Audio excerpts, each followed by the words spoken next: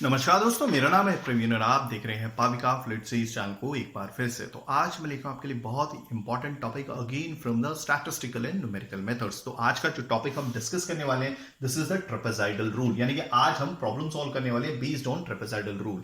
But आगे बढ़ने से पहले अगर आपने मेरा चैनल सब्सक्राइब नहीं किया तो प्लीज ये आपसे बहुत बड़ी रिक्वेस्ट कि आप मेरा चैनल सब्सक्राइब कीजिए, लाइक एंड शेयर करना मत भूलिएगा ताकि मैं ऐसे ही एजुकेशनल वीडियोस आपके लिए हमेशा पर लेके आता रहूं। और इसी वीडियो के डिस्क्रिप्शन बॉक्स में अगर आप देखेंगे तो आपको एक लिंक मिलेगा जहां से आप इसी चैप्टर के दूसरे भी तमाम टॉपिक्स को डाउनलोड कर सकते हैं। तो चलिए स्टार्ट करते हैं, ज्यादा ना टाइम लेते हुए आपका ट्रेपेजॉइडल रूल। पहले मैं क्वेश्चन पढ़ देता हूं, then will understand what does it mean. ठीक है, evaluate y is equal to integration from 0 to 6 1 upon 1 plus x square dx by using trapezoidal rule। मतलब सिंपल है कि इस इंटीग्रेशन को हमें सॉल्व करना है ट्रेपेजॉइडल रूल से। अभी देखिए इंटीग्रेशन क्या होता है। Integration is nothing but the area under the curve. आपने बहुत अलग अलग मेथड्स का यूज करके इंटीग्रेशन को सॉल्व किया हुआ डेफिनेटली 12th में, मगर आज हम इंटीग्रेशन का कोई भी रूल फॉलो नहीं करने वाले हैं, सिर्फ ट्रेपेजॉइडल रूल को यूज करेंगे इस इंटीग्रेशन का एरिया निकालने के लिए। क्योंकि इंटीग्रेशन क्या होता है, it is nothing but the area under the curve. मान लीजिए, देखिए इसको समझने के लिए सिंपल सा एक तरीका है कि हम टू कोऑर्डिनेट ज्योमेट्री यानी कि एक्स और वाई एक्सिस बना देते हैं। ठीक है, और एक मैं फंक्शन ड्रॉ कर लेता हूं। मान लीजिए, देखिए अब देखिए y क्या है, आपका एक फंक्शन है y, यहां पर लिख देता हूं y is equal to 1 upon 1 plus x square. तो ये क्या है, y एक फंक्शन है, मींस y किसका, देखिए y एक फंक्शन है जो x की वैल्यू पे डिपेंड करता है। ठीक है, तो x is a dependent variable, x is independent variable. तो मैं ऐसे भी लिख सकता हूं that y is equal to f of x, यानी कि y साफ साफ बता रहा है कि y की वैल्यू x पे डिपेंड करती है, या फिर बोल सकता हूं y is a function of x। I hope आपको चीजें समझ में आ रही होंगी। अगर इस एक्स वाई कोऑर्डिनेट पे जहां पे 0,0 है, मैं एक फंक्शन ड्रॉ करता हूं। मान लीजिए y क्या है, आपका f ऑफ x है, मगर y क्या मैंने ऑलरेडी डिफाइन कर दिया है। ठीक है, that is equal to 1 upon 1 plus x square. मतलब मैंने x की अलग अलग वैल्यू अज्यूम की, हमें y की वैल्यू मिलती जाएंगी। मान लीजिए 0 तो मेरे को 2 मिल गया, 1 आया तो 4 आ गया। तो इसी को यूज करके मैंने ग्राफ बना दिया, बन गया ना ग्राफ। ओके, अब क्या करना है हमें, तो देखिए अब इस ग्राफ के अंडर में ऑन एक्स एक्सिस यहां से यहां मान लीजिए ये है। ठीक है, ओके, हमने ये जो लोअर लिमिट 0 है इंटीग्रेशन की और हायर लिमिट क्या है 6 है, तो ये एक्स एक्सिस है, ये हो गई x इक्वल टू 0 यहां पे, और x जब है 6 है, तो इस 0 से 6 के बीच में जो भी एरिया होगा वही एरिया हमें फाइंड आउट करना है। तो अब हम इसका ट्रेपेजॉइडल रूल का यूज करके, देखिए बहुत सारे तरीके हैं जो आपने 12th में सीखे थे एरिया अंडर द कर्व निकालने के लिए, या फिर इंटीग्रेशन के अलग अलग फॉर्मुलेस का यूज करके भी आप एरिया अंडर द कर्व निकाल सकते हो फ्रॉम मींस x की वैल्यू 0 से लेकर 6 तक। मगर अब हम इंटीग्रेशन का कोई भी फॉर्मूला यूज नहीं करेंगे, सिंपल ट्रेपेजॉइडल रूल यूज करेंगे जो मैंने यहां पे लिखा हुआ है। Area is equal to h/2। h मैं बताऊंगा h क्या है। ठीक है, ये स्टेप साइज होता है, h क्या होता है यहां पे लिख देता हूं, h is nothing but step size. ठीक है, ओके, बताऊंगा स्टेप साइज कैसे निकालना है। देन दिस इज इनिशियल, क्या बोलते हैं, दिस इज y0। ठीक है, ये y क्या है, आपका फंक्शन है, ये आपका फंक्शन की वैल्यू है। जब क्या बोलते हैं आपका इसमें x equal to x means, देखिए y0 क्या है, ये फंक्शन की वैल्यू है, जहां पर x जो होगा वो x0 होगा। ठीक है, वैसे मैं आपको बताऊंगा कि yn क्या है, y1 क्या है, y2 क्या है, y3 क्या है। अगर हमें yn, y1, y2, y3 निकालिए तो इसके हिसाब से इसके कॉरेस्पॉन्डिंग हमें x1, x2, x3 भी निकालना है। तो चलिए अब हम बढ़ते हैं हमारे इसकी तरफ, मतलब कैसे ट्रेपेजॉइडल रूल लगाना है ताकि हम एरिया अंडर द कर्व निकाल सके। आई होप आपको इतनी चीज तो क्लियर होगी कि हमें एरिया अंडर द कर्व निकालना है फ्रॉम 0 से लेकर, फ्रॉम x इक्वल टू 0 से लेकर x इक्वल टू 6 तक। ओके, इतनी चीजें समझ में आ गई। ओके, तो चलिए कुछ चीजें हम लिख लेते हैं। इनिशियल लिमिट क्या है, initial limit is equal to x0। क्या है, initial limit is equal to x0। कितनी दी हुई है lower limit, that is equal to 0। Okay, final limit क्या दी हुई है, final limit is equal to xn। कितनी दी हुई है, दिस इज 6। ये भी क्लियर हो गया। ओके, अब देखिए ये जो इंटरवल है 0 से लेकर 6 तक का, एक काम करते हैं हम इसे 4 पार्ट में डिवाइड कर देते हैं। अब ये मैंने सोचा है कि हम 4 पार्ट में डिवाइड कर देते हैं, आप चाहे तो 2 पार्ट में डिवाइड कर सकते हो, आप चाहे तो 3 पार्ट में डिवाइड कर सकते हो। अगर मैं 4 पार्ट में डिवाइड करता हूं, मान लीजिए 4 पार्ट में डिवाइड करना मतलब नंबर ऑफ स्ट्रिप्स ले लेना, तो नंबर ऑफ स्ट्रिप्स मैं ऐसे लूंगा, ये यहां से यहां तक एक स्ट्रिप हो गया, यहां से यहां तक 2 स्ट्रिप हो गया, यहां से यहां तक 3 स्ट्रिप हो गया, यहां से लेकर यहां तक तीसरा स्ट्रिप और यहां से लेकर यहां तक चौथा स्ट्रिप। तो ये होगा हमारा जो पार्ट है, समझ में आ रहा है? ये जो पूरा एरिया अंडर द कर्व है, मैंने इसे 4 पार्ट में डिवाइड कर दिया। तो यहां पे लिख देता हूं लेट द नंबर, पार्ट मतलब strips, late the number of strips, इससे आपको समझेगा भी, ग्राफ से आपको समझ आ गया कि आप कर क्या रहे। Let the number of strips is equal to 4। अब ये जो 4 है ये होता है हमारा n की वैल्यू, कितने नंबर ऑफ स्ट्रिप्स लिए हैं, n इक्वल टू 4। ये आपकी मर्जी है कि कितने स्ट्रिप लेने हैं। n इक्वल टू 4 ले लिए, आप चाहे तो 3 ले सकते हैं, तो 3 स्ट्रिप बनेंगे, ठीक है। अब देखिए ये जो हमने स्ट्रिप बना दिए, मतलब यहां से लेकर ये पहला स्ट्रिप, ठीक है, यहां से लेकर यहां तक आपका दूसरा स्ट्रिप, यहां से लेकर यहां तक आपका तीसरा स्ट्रिप, और यहां से लेकर यहां तक आपका चौथा स्ट्रिप। अब देखिए हमने स्ट्रिप तो बना लिए, यानी कि पार्ट तो बना दिए, मगर अब हर एक पार्ट को डिफाइन करना है कि वो पार्ट या स्ट्रिप कितना बड़ा है, मतलब यहां से लेकर यहां तक उसकी क्या वैल्यू है, मतलब इस पॉइंट की क्या वैल्यू है, फिर इस पॉइंट की क्या वैल्यू है, फिर इस पॉइंट की क्या वैल्यू है। लास्ट वाला तो डिफाइन है, x इक्वल टू 6 है, तो वो डिफाइन कर लेंगे अभी। सो हम क्या लिखेंगे, तो इसी को बोलते हैं स्टेप साइज, यानी कि अब हमें हर एक स्ट्रिप या पार्ट को डिफाइन कर रहा है कि वो स्ट्रिप कहां से कहां तक है, यानी कि 0 से लेकर कहां तक है। अगर हम 0 से 6 को 4 पार्ट में डिवाइड करते हैं, तो आई होप आपको समझ में आ रहा होगा कि हर एक पार्ट 1.5 का होगा। अब ये 1.5 क्या नहीं, कैसे आया, इसको बोलते हैं स्टेप साइज। तो इसको अब लिखेंगे हम स्टेप साइज।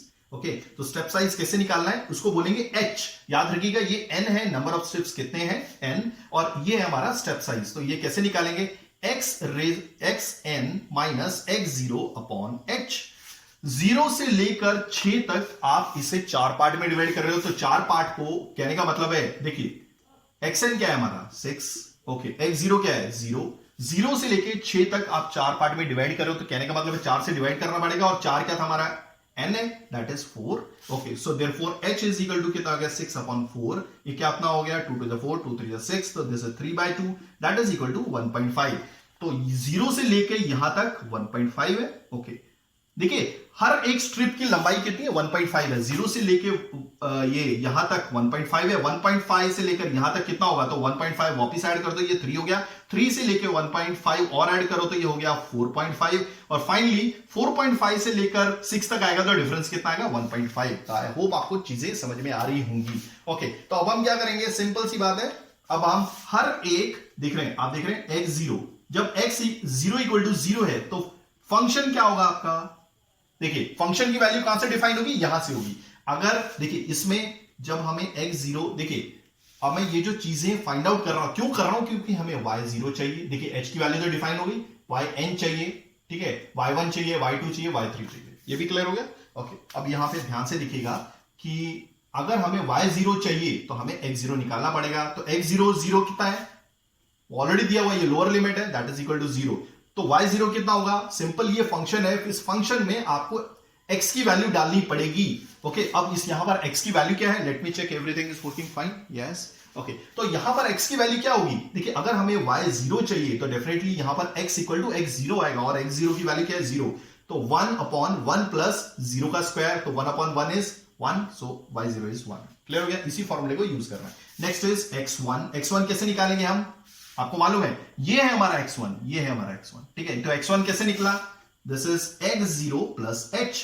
ये वाला पॉइंट हमने कैसे निकाला था, कैसे आया था 1.5, जब हम इस 0 में ये लंबाई ऐड कर देंगे, ठीक है, यही तो है ना हमारी h स्टेप साइज 1.5, यानी कि 1.5 से हमें बढ़ते जाना है। Okay, so that will be कितना हो जाएगा ये, this is equal to 0 plus 1.5, so this is equal to 1.5। Okay, अब हमें y1 चाहिए, तो याद रहे कि y1 चाहिए तो डेफिनेटली x1 की वैल्यू पुट करनी पड़ेगी, कहां पे, इस फॉर्मूले को यूज करके। y1 चाहिए तो यहां पे x की जगह 1.5 आएगा, एक करके बता देता हूं, आप समझ जाएंगे। 1 अपॉन 1 प्लस, अगर y1 चाहिए तो x1 की वैल्यू चाहिए, x1 की वैल्यू कितनी है 1.5 का स्क्वायर। ओके, तो कितना आ जाएगा y1 कितना आ जाएगा, this is coming out to be 0.3076। It's hot and humid.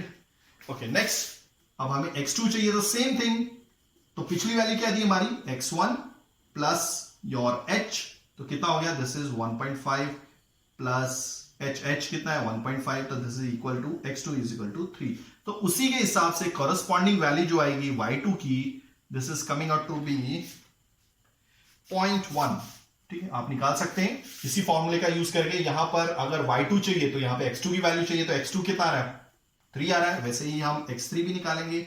ठीक है, आपको कहां तक जाना है, लास्ट yn तक जाना है, जब तक मींस xn की वैल्यू 6 नहीं आती। जैसे जैसे आप अब ये देखिए x0 0 आया, x1 1.5 आया, x2 3 आया, x3 कुछ और आएगा, फिर लास्ट में मींस लास्ट वैल्यू ये 6 है, क्योंकि इसके बाहर हमें जाना नहीं, यही 6 तक रहना है। So therefore this will be x2 plus h। तो x2 कितना है हमारा, अभी अभी है 3 प्लस h की वैल्यू क्या है 1.5, तो this is coming out to be 4.5।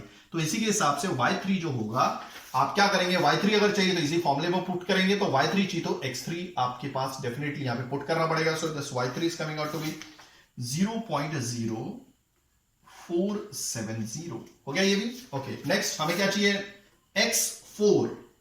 Okay, अब ये कैसे आएगा, this is x3 last value plus h, ये कितना हो गया, this is x3 is 4.5 plus h is again 1.5, तो this is coming to be 6। तो देखिए xn लास्ट अपर लिमिट कितनी है, 6। ठीक है, तो लास्ट आपका ये 6 आ गया, तो यही आपका xn है। क्लियर हो गया। अब इसके हिसाब से आपका y4 कितना आएगा, सेम फॉर्मूले में अगर y4 चाहिए तो x की वैल्यू x4 होगी, यहां पे पुट कीजिए, तो यानी कि 1/1 प्लस x4, x4 कितना है हमारा 6 है, तो 6 का स्क्वायर हो जाएगा, तो this is coming out to be 0.02702। ये सारी वैल्यूज हो गई हैं रेडी। ओके, अब हमें क्या करना है, इस फॉर्मूले में पुट कर देना। तो फिलहाल मैं थोड़ी सी स्पेस ले लेता हूं। ठीक है, ओके, आई होप आपको सारी चीजें बहुत इजीली समझ में आ रही होंगी। ओके, तो मैं क्या करूंगा, simply area is equal to h/2। h क्या है हमारा, h हमने ऑलरेडी डिफाइन किया था, दैट इज 1.5, आपको याद ही होगा स्टेप साइज, दैट इज 1.5 आया था। ओके, इनटू y0, तो y0 मैं आपको बता ही रहा था कि y0 ये सारी वैल्यूज चाहिए, तो उसके लिए आपको x0 x1 x2 x3 x4 xn यानी कि वो डिफाइन करना पड़ेगा। तो y0 कितना हो गया हमारा, this is coming out to be x0 किधर गया, हाँ नहीं, हमें किसकी चाहिए वैल्यू, y0 की, तो this is y0 is 1 plus yn कितना है, ओके yn कौन है भाई, यही तो है वो yn, y4 देखिए, अगर ये xn होगा तो डेफिनेटली yn होगा, तो दिस 0.02702 हो गया, प्लस 2 इंटू y1 क्या है हमारा, दिस इज 0.3076 प्लस y2 क्या है हमारा, दिस इज 0.1।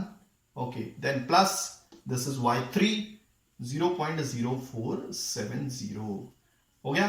तो अगर आप इसका फाइंड आउट करेंगे area, this is coming out to be कितना आ रहा है 1.452165। तो दिस इज योर एरिया। अब कोई भी यूनिट नहीं दी है तो आप मींस यूनिट स्क्वायर लिख सकते हैं। ठीक है, तो आई होप आपको सारी चीजें बहुत अच्छे से समझ में आ गई होंगी। अगर आप ऐसी एजुकेशनल वीडियोस चाहते तो please do right a comment, मैं पूरी कोशिश करूंगा टाइमिंगली वीडियोस लेके आने की। थैंक्स फॉर वॉचिंग, धन्यवाद, थैंक यू।